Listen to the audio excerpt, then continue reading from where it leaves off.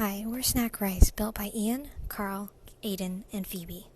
Built in under 36 hours, SnackRice is your go-to place for Rice University's serveries.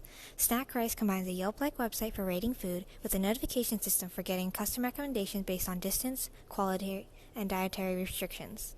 With the ability to review all servery food, filter food based on dietary restrictions, and set up custom SMS messages to alert you of your favorite foods, SnackRice will help you to get the most out of your meal plan.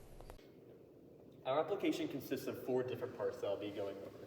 The first one is the Django server, and this serves as a main hub of where all of our data is. For example, it has the database that we scraped from the Rice server website, and it also is a host of our website that the user signs in on. The Flash server is a server that's hosted on the web, and it interacts with the Django server, but it also interfaces really well with the Twilio API, which is why we have it separate from the Django server right now. We also have 2 APIs that help run our program.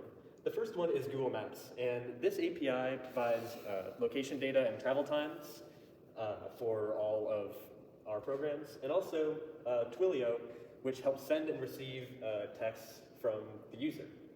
Overall, the Google Maps API interacts very well with the Django server and the Flash server, while the Twilio API communicates a lot with the Flash server in specific. Also, the Django server and Flash server communicate with one another as well. Hey, this is SnackRice presentation demo, just to show that everything works. Typically, when a user makes an account, we have them input their preferences, dietary restrictions, and how often do they like walking. To show that everything works, we decided to show a real-life notification demo.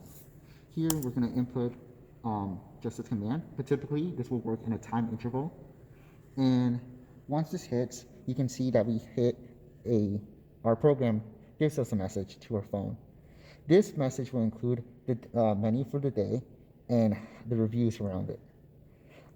However, this is based on your default profile. When you're making your profile, you're going to have a default location, but sometimes you're far away from that location, and sometimes you want to change it. In this case, we're in Hanson, but right now I am in Baker. So if I wanted to type in Baker here, I will type in Baker, and then we are going to confirm your exact location. In this case, we are still going to be at number 1, Baker College. And finally, when we input that in, our program should update that and give us a new server and menu to eat at. You can also change the college that gets recommended by using the user profile tab. So we can see our default location is at Jones College right now. We can switch that to McMurtry College. And we can change the importance. Let's say we do not want to walk a long distance and we don't care as much about the food. And we're looking for foods that have the soy tag and do not have the tree nuts tag. We save it, and then we can now go and manually send a notification.